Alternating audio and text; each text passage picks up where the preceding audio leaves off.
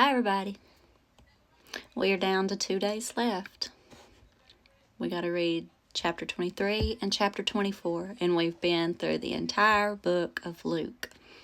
That's pretty exciting. And I've also got to start coming up with what am I going to do next, because I'm not going to let it end here. I want to keep reading. Thinking about going into John. What do y'all think about that? We'll just go right on through Luke and start in John. Maybe the beginning of January. Maybe? I don't know. Y'all let me know. Okay, here we go.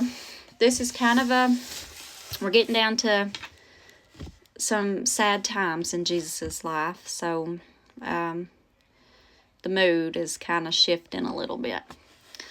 All right, so this first part is titled Jesus' Trial Before Pilate. Then the entire council took Jesus to Pilate, the Roman governor. They began to state their case. This man has been leading our people astray by telling them not to pay their taxes to the Roman government and by claiming he is the Messiah, a king. Dad, I don't want to. So Pilate asked him, "Are you the king of the Jews?" Jesus replied, "You have said it."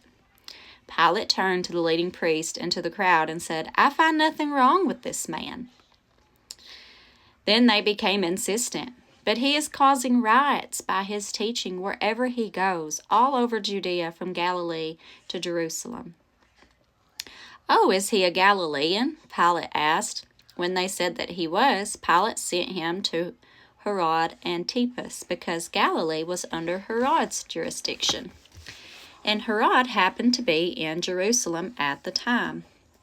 Herod was delighted at the opportunity to see Jesus because he had heard about him and had been hoping for a long time to see him perform a miracle.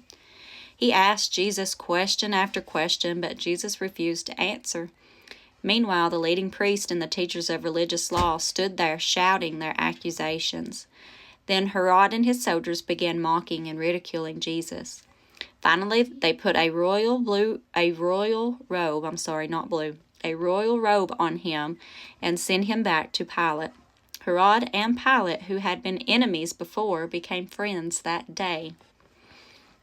Then Pilate called together the leading priest and other religious leaders along with the people, and he announced his verdict. "You brought this man to me, accusing him of leading a revolt. I have examined him thoroughly on this point in your presence and find him innocent."